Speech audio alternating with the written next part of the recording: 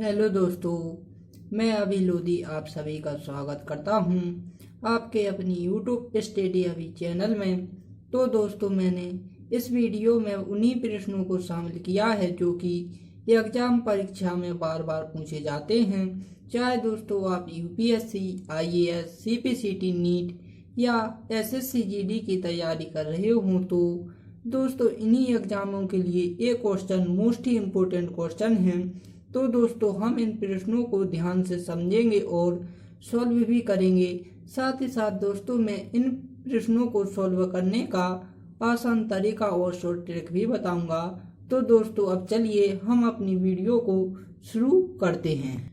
तो दोस्तों हमारा पहला क्वेश्चन है कि 8 वर्ष के बच्चे का भार 20 केजी है और 15 वर्ष की आयु तक पहुंचते हुए उसका भार 42 केजी हो जाता है, तो भार में कुल कितने प्रतिशत वृद्धि हुई है ये उसने पूछा है। तो दोस्तों ये क्वेश्चन हमारा कितनी बार 3 बार रिपीट हो चुका है, मैंने यहाँ पर लिख दिया है। तो इस क्वेश्चन में दोस्तों कुछ नहीं पूछा है, उसने पूछा है कि कितने प्रतिशत वृद्धि हुई है। तो इस क्वेश्चन को हम कैसे निकालेंगे, पहले आप क्वेश्चन को ध्यान से पढ़िए।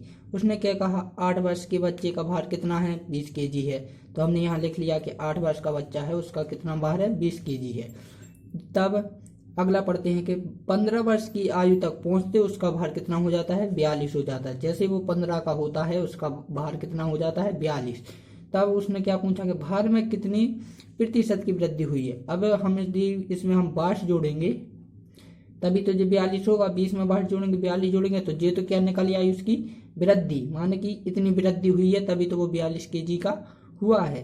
अब हमें क्या निकालना है, ये तो हुई वृद्धि, लेकिन वृद्धि का हमें क्या निकालना है, प्रतिशत निकालना है। तो हम प्रतिशत कैसे निकालते हैं, 22 हम लिखते हैं और जिसमें से हमें वृद्धि हुई है करनी हमें, उसको हम क्या लिखते हैं, नीचे लिखते हैं। ठीक, और इंटू में हम क्या कर देते हैं, 100 कर देते हैं। तो हम 1 जीरो से 1 जीरो कटा लेते हैं और 2 एकम 2, 2 एकम 2, 2 एकम 2 और 11 10 आराम 110। ठीक, तो उसकी वृद्धि कितनी निकली है, 110। अब आप देखिए कि ऑप्शन किस ऑप्शन में 110 है, तो वो है हमारा ऑप्शन ए। तो माने ऑप्शन ए सही है, 110%। और दोस्तों इसमें उन्होंने क्या का पूछा है, उन्होंने पूछा है कि 8 वर्ष के बच्चे का भार 20 केजी है, 15 वर्ष की आयु तक पहुंचते पहुंचते उसका भार 42 केजी हो जाता है। तो भार में कुल कितनी प्रतिशत वृद्धि हुई। यदि वृद्धि पूछी है उनने, वृद्धि प्रतिशत नहीं पूछा है, तो वृद्धि कितनी है हमारी 20 है। और यदि उनने पूछा है कि भार में प्रतिशत वृद्धि, तो प्रतिशत वृद्धि हमारी ये है। और एक चीज और बतानी थी दोस्तों कि इस क्वेश्चन में उसने ऐसा नहीं बोला है कि आप प्रत्येक वर्ष की क्या निकालो, वृद्धि प्रतिशत निकालो। उसने डायरेक्टली दिया है कि 8 वर्ष में तुम्हारा भार कितना है, 20 केजी है और 15 में उसका बढ़ा गया 42 केजी। तो उसमें डायरेक्ट ही पूछा है और डायरेक्ट ही हमने निकाला है। तो दोस्तों आई होप मुझे यकीन है कि यदि इस प्रकार का क्वेश्चन एग्जाम में आ जाता है तो आप उसे बिना ही पेन उठाए क्या सॉल्व कर दोगे। तो अब हम नेक्स्ट क्वेश्चन देखते हैं। हमारा नेक्स्ट क्वेश्चन है कि एक दुकानदार 10 पंखे खरीदता है और 10 पंखों के क्रय मूल्य पर 8 पंखे बेच देता है, उसका लाभ प्रतिशत कितना होगा। तो दोस्तों इस क्वेश्चन में उसने कुछ नहीं कहा है, केवल लाभ प्रतिशत के बारे में कहा है कि हमें लाभ प्रतिशत उसका निकालना है। तो दोस्तों आप मान लीजिए कि आपने कोई वस्तु खरीदी है, वो कितने में खरीदी है, 10 रुपये में, यानी 10 रुपये की आपकी क्या है, एक है, ठीक, वस्तु। और आपने कितनी खरीदी हैं, 10 खरीदी हैं, तो वो कितनी हो गई, 100 हो गई। यानी कि वो क्या, एक दुकानदार 10 पंखे से खरीदता है और उन्हें 10 पंखों को क्या क्रय मूल्य पे 8 पे बेच भी देता है। यानी कि आपने अब उन्हीं वस्तुओं को कितने में 8 वस्तु खरीदी हैं और एक वस्तु आपकी कितनी की थी, 10 की, यानी 80 रुपये। ठीक, माने कि पहले वो कितनी खरीद कर लाया है, 100 की लाया है और उन्हीं 80 को वो 100 के रूप में बेच भी देता है। तो उसे जो प्रॉफिट हुआ है बीच में वो हुआ है कितने का, 20% का। ठीक, 20% का। तो हम निकाल लेंगे कि 20 के 20 लिखे रहने देते, जिससे हमें वृद्धि और प्रतिशत निकालना होता है उसे क्या लिखते हैं, नीचे लिखते हैं और इंटू 100 से कर देते हैं। तो 20 एकम 20 और 20 चौक 80। ठीक, और 4 एकम 4, 4 दूनी 8 और 4 पंचे 20। तो हमारा कितना आया है, 25%। अब दोस्तों आप देखिए कि 25% किस ऑप्शन में है, तो वो है हमारा ऑप्शन बी। ठीक, तो ऑप्शन बी हमारा सही है। तो मुझे दोस्तों यकीन है कि आपको ये क्वेश्चन अच्छे से समझ में आ गया होगा। यदि इस प्रकार का क्वेश्चन आपको एग्जाम में आता है तो आप बिना ही पेन उठाए उसे सॉल्व कर देंगे। तो ये क्वेश्चन आपका 2 बार रिपीट हो चुका है, तो इसे बहुत ही मोस्ट इम्पोर्टेंट है ये क्वेश्चन, आप इसे नोट कर लीजिएगा। तो अब हम अपना नेक्स्ट क्वेश्चन देखते हैं। हमारा नेक्स्ट क्वेश्चन है कि 50% और 40% की क्रमीय 2 छूटों के समकक्ष एकल छूट है। ये अभी तक के एग्जामों का सबसे सरल क्वेश्चन है, तो आप मुझे पता है कि ये क्वेश्चन कर लेंगे, ठीक। तो फिर भी मैं आपको बता देता हूँ। यहाँ क्रमिक 2 छूटों का मतलब है कि आपने कोई भी किसी भी चीज़ पर 2 प्रकार की आपने क्या दी हैं, छूट दी हैं, और उसमें से आपको केवल से केवल एक ही छूट रखना है, यही है यहाँ पर, ठीक।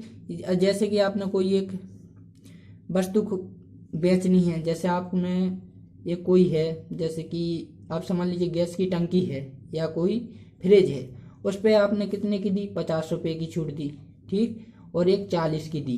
पहले आपने 50 की दी, फिर 40 की दी। तो इन दोनों में से ना ही तो आपको 50 ही रखनी है, ना ही तो आपको 40 ही रखनी है, आपको किसी एक को रखना है। तो वही छूट यहाँ पर क्रमीय 2 छूटों का है। अब एग्जाम्पल मैं देता हूँ। समझ लीजिए आपने एक 100 रुपये की क्या ली है वस्तु, उस पर पहले उन लोगों ने कितने की रखी, 50% की छूट रखी, ठीक। फिर उन लोगों ने कितने की रखी, 40 की। 40 100 में से हम घटाएंगे तो कितना होगा, 60 की रखी, ठीक। अब क्या होगा, ये 100 से 100 कैंसिल हो जाएंगे, 1 0 से 1 0, 1 0 से 1 0, यानी कि वो कितने, 30%, ठीक, 30%। अब हमें 100 में से निकाल लाना था, तो 100 में से 30 घटा देंगे तो यानी कि वो कितनी, 70%, ठीक। तो 70% की हमारी क्या होगी, जो वो होगी डिस्काउंट होगा, जो हमारी 70% की छूट होगी वो होगी हमारी 70%, ठीक। तो ये तो थी हमारी फर्स्ट मेथड्स। अब मैं आपको एक फॉर्मूला बताता हूँ, उसके जरिए हम करते हैं। तो एक फॉर्मूला होता है x + y + x × y upon में 100, ठीक। तो ये फॉर्मूला होता है किसी भी छूटों के लिए, ठीक। छूट हो, हानि हो, या फिर क्षति हो या कमी हो, ठीक, इसके लिए ये फॉर्मूला होता है। तो यहाँ पर x की जगह पे हम 50 रखेंगे, y की जगह पे हम 40 रखेंगे, ठीक। तो 50 + के 40 + के 50 × 40, ठीक, बटे में 100। एक और ये छूट के लिए है ना, तो हमें जो माइनस में लाना है, ठीक, माइनस में 1 0 से 1 0, 1 0 से 1 0 कैंसिल, जे और जे जुड़ जाएंगे तो जे कितना हो जाएगा हमारा 90, और प्लस 5 छक्के 4 पंचे 20, ठीक। और 90 में से हम 20 घटाएंगे तो क्या होगा, माइनस के 70, यानी कि हमारा वो है 70%। और यहाँ पर जो माइनस है ना, वो हमारा क्षति या फिर हानि या फिर कमी को दर्शाता है, ठीक, यहाँ पर और कुछ नहीं है। तो हमारा ऑप्शन, किस ऑप्शन में हमारा 70% है, तो हमारा ऑप्शन सी में क्या है, 70% है। यानी कि हमें वो कौन सी इन दोनों के बीच की जो रखनी थी, वो हमारा डिस्काउंट कितना रखना था उस वस्तु पर, 70% का, ठीक। तो आई होप मुझे समझ में आ रहा है कि आपको ये क्वेश्चन समझ में आ गया होगा। यदि इस प्रकार का क्वेश्चन एग्जाम में आता है तो आप इसे भी कर लेंगे, सॉल्व कर लेते हैं। तो यदि आपको मेरी वीडियो अच्छी लगी हो तो मेरी वीडियो को लाइक एंड सब्सक्राइब करें, साथ ही साथ इसे शेयर भी करें ताकि दूसरे व्यक्ति भी इस वीडियो का लाभ उठा सकें। तो दोस्तों, मैंने जो क्वेश्चन आप लोगों को बताए हैं वो सभी परीक्षाओं में रिपीट हुए क्वेश्चन हैं, तो आप इन्हें नोट कर लीजिएगा। साथ ही साथ इन्हें प्रतिदिन देखते और सॉल्व भी करते रहिएगा ताकि आपके माइंड में ये क्वेश्चन बने रहें। तो अब हम अपनी अगली वीडियो में मिलते हैं, तब के लिए जय हिंद एंड जय भारत।